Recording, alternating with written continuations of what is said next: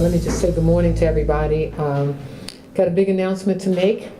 We just won. As if I did all the work. We did all the work. We just won a $6 million grant. Mm-hmm. I want to say to Chief Niles Ford and his team, thank you, because one of the things we do is we challenge our agencies, to look beyond city government in terms of how we fund ourselves. And so this is the Adequate Fire and Emergency Response Grant. It is $6 million. It's for staffing, which is funded through the United States Department of Homeland Security and is dispersed over a 3-year period. I'm extremely proud of all the work that our fire department does, and this is actually the second time. Got a little bit more this time than we did the last time. They received this grant in 2016 at a total of about $5.6 million, and now we're at 5.8, so you got 200,000 more, so that's good. In case you haven't noticed, the department is really quite busy. I happened to stop in the fire department this past week. They participated this summer with our youth, making sure that our young people were fed during the summer. Not only do they feed them, they play games and introduce them to activities in the fire department. You also held a girls' camp trying to get young women interested in being part of our fire department, as well as the young people who graduated into your program and are now in our fire department. So congratulations to everybody who did all the hard work.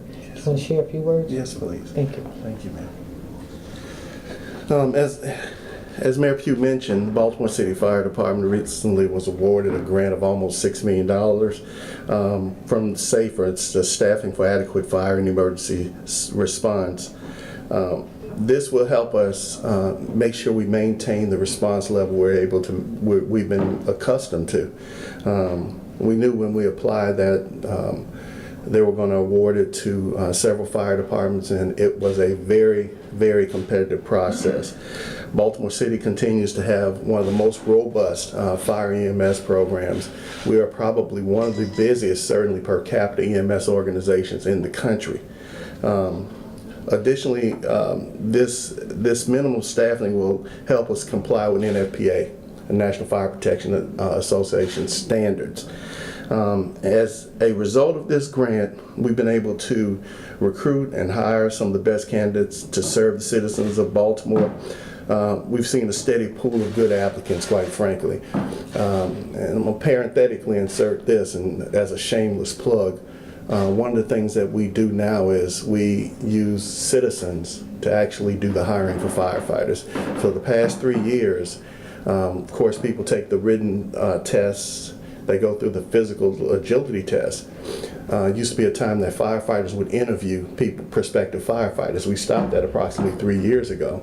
And we literally use citizens. We bring them in the morning, we train them to do the questioning and to go through the process, and literally they develop a list for us to hire off of.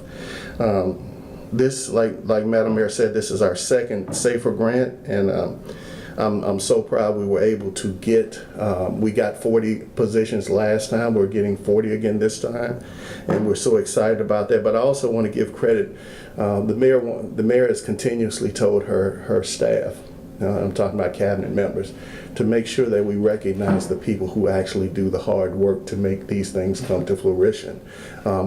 She said, reach down to the lowest level to make sure that they get satiety from the hard work they do. So at this point, I'd like to recognize my Chief of Staff, Amy Beth Lazier. No, they didn't have to reach low, but and also my senior operation aide, Wayne Robinson, who actually did the application work, did all the following, did the research to make sure that we would be accurate with the information that we give to these organizations, Homeland Security, when we go through the process. And they also are blessed to have the opportunity to continue to work because we have to sit in quarterly reports. so yeah, any questions for me? How will this grant help with the opioid overdose and distribution of Narcan? I know that's something that you guys have worked in conjunction with the health department with. Well, what it does is all of our people are EMS trained. and they all are trained to use Narcan. Consequently, what it does, it continues to give us the ability to have a rapid response. We actually have a great response, and we're based on 90 percentile, so we try to be there as quickly as possible, and we do very well with that. So it certainly gives us latitude to maintain that. You had a ceiling that collapsed in the fire station last month, and then it looked like you had a problem with some of the fire hoses being not usable. Do you have a maintenance issue in the department that is going on through that sort of thing? No, I wouldn't say that. Now, the fire hoses were in particular a issue that the vendor recognized and we recognized. We went through the process of correcting it. We have been going through the process to continuously correct it, quite frankly. So that is not an issue. The issue you were talking about, I think, about the roof, we had a huge amount of rain. We had a roof that was already in the process of being bid out to be repaired. Consequently, the roof gave way in certain areas, and we are in the process of, by direction of the mayor, to move quickly to get that repaired. You said shameless plug about the using citizens to hire firefighters. I don't know if this is a question more for the mayor. Is that something that maybe the PPD might want to consider? You can talk to the PDD, Baltimore Police Department. Okay. All right, I'm here. I'm sorry, go ahead. I know you mentioned maintaining response level. What kind of challenges has the department faced in maintaining response levels? Well, we've done really well, quite frankly. Some of the challenges that we always normally have is we have a city that is condensed. The population is condensed, so you have a lot of people in one area. So what has historically been our challenges is the high call volume. And like I said earlier, we are per capita within the top 2 or 3 EMS systems in the country. So the call volume is one of our issues. Any other questions for them? Okay. Back to your question, we do actually, Dan from our Bloomberg team has done a survey with the community in terms of a nominating process for getting people into the police department. So we do encourage citizens to invite others into the police department. So we are looking at that process. Any other questions? Thank you. Congratulations. Use it well. Questions? Mayor, the IRB report, I don't know if you've read the entire thing, but the first couple of pages kind of sum up the pretty harsh criticism of the police department's, particularly police leadership, handling of the incident, both internally and externally, and raises serious questions about the department's credibility. What do you do to help restore the public's credibility in this agency? So a couple of things. I think one of the parts of the report also talks about some of the areas that need to be addressed and some of the reforms that need to take place. As you well know, under the consent decree, we are required to reform this police department. And there, in the report, it mentions to the police department some reform that they should put in place. You know, I believe that this is from the top to the bottom, that we've got to do a thorough, and that's what the consent decree calls for us to do, to really look inside of this police department that has had challenges for decades. I'm sure we all can admit to that. And when you go back and you read the 163-page report, it's not just about 2 or 3 years ago or 4 or 5 years ago. This was a 10-year look back. And so we've got some real issues in the police department, and I know that as we look to who shall eventually run this department, it will be about leadership, reform, and bringing in people who understand that this police department needs to be reformed from top to bottom. Can you accept the finding of self-inflicted? Well, let me just say this. You know, first of all, you know, my condolences are still with the family. A father was lost, a husband was lost, and an avenger. You know, these are conclusions that were drawn by a report, and I think you all are going to hear more about that report. I'm also looking forward to hearing from the review committee as well, you know, because I think there needs to be a thorough understanding of their own findings, and so until I get a complete understanding of their findings, I, like you, I've read the report. I'm going to read the report again, I've read the recommendations. I agree with many of the recommendations that have been suggested to the police department. Are you considering an overhaul of the department entirely? I know there's been talks about just, Camden, New Jersey did it, just taking. Camden, New Jersey has like 40, 50, I mean, they have nowhere near the number of police officers that we have and nowhere near the population that we have. So this is not Camden, New Jersey. But there is a need for reform in this police department. That's what the consent decree said in its 163-page report. And I think leadership knows that, and I think that whoever comes in to lead the department will have the full authority to bring in whatever is needed to bring about the change that this police department needs. Can you expand upon which recommendations you say you agree with? No, I'm saying that there are recommendations. Again, I will thoroughly read the report, not just once, but at least twice. But it talks about the investigative part, in terms of what detectives should be doing, the kind of reform that should take place. So, Were you aware at the time, in November and December, prior to the firing of Kevin Davis, were you aware of the internal conflict that was going on in the department about not sharing of information? absolutely not. Absolutely Was not. his handling of the Souter case a factor in his termination? No. I can tell you that for me, it was really about where we were with the numbers. I mean, I had not gotten all the information, as you well know, as it relates to the Souter case. And in fact, all of the findings were not even made available until almost January. Madam Mayor, did the police commissioner lie to you about the Souter investigation? I didn't have that many conversations about the Souter investigation. The police department has a responsibility to do that investigation.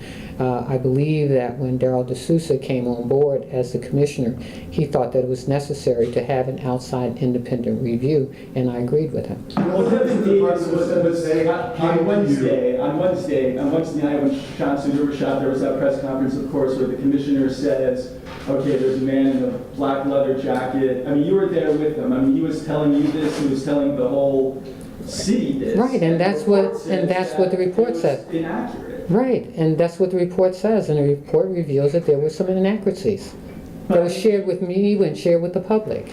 And no one from the department came to you to express frustration? People in the department have said they came and expressed frustration. Absolutely not. Absolutely not. Absolutely not. I mean, there have been multiple mistakes, 6 mistakes since 2011, stating that they needed to update their incident. In what year? Since 2011, saying there are 6 instances where the BPD has been told to update their incident command system response. When there's an issue that comes up, they have a protocol procedure for response. Are they willing to learn from mistakes? Are you willing to help them learn from their mistakes? Well, let me just say, we are in search of a new police chief, and as I've said before, when a police chief comes in who will run this department, they will have full authority to make all the changes that are needed, to implement the changes that are necessary, and to implement this consent decree that is to bring about reform for this police department. Mayor, just to put a finer point in that, one of the most damning aspects of the report to me was that they said that we've done these reports before, we've been called in to do an outside review, we've made recommendations, and they don't get followed. We keep calling in outside panels to do reviews, and they make recommendations, and they are not followed. What's the public? How can the public have trust in the agency fixing these up? Again, that's why we're under a consent decree. The police department, well, no, this police department is under a full consent decree, and this judge is requiring us to make changes, and until such time those changes are made, we will remain under a consent decree. There are protocols that are going to have to be changed, there are changes that will have to be made and implemented, and we will follow those changes, and I'm sure the judge will hold us accountable, as will the consent decree itself. And what do you say to the West Baltimore community that is totally skeptical of a self-inflicted finding? Because it, of course, was subject to a lockdown for a number of days, to repeated public messages of this gunman on the loose from that community.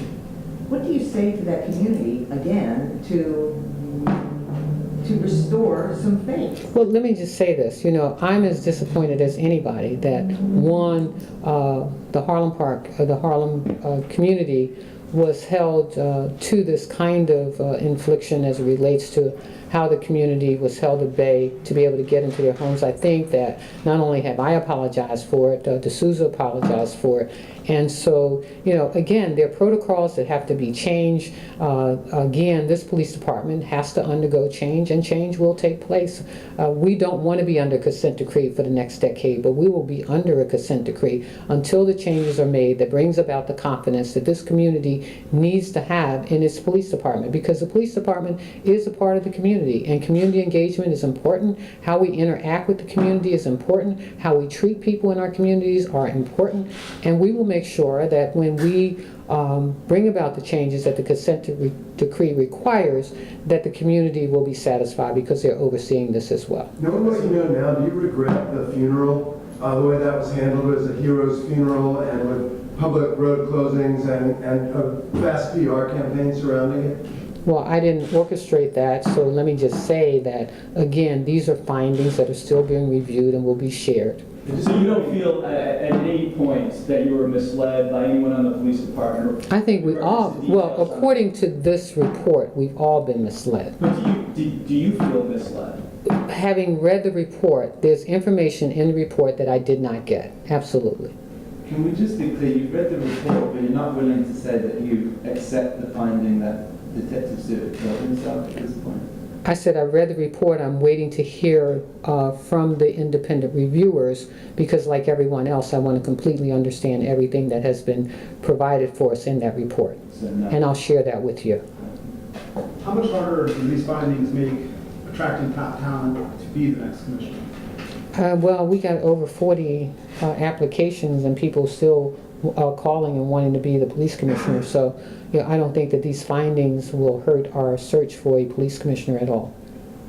Do these findings maybe take a little bit of trust away from hiring Gary Tuggle as the next commissioner? Gary Tuggle had nothing to do with this. He wasn't even here. He wasn't, he's been in the police department for a few years now. No, he has not. He is not. Gary Tuggle worked for the DEA for 20 years. He's only been back here since after D'Souza. Thank you, everybody.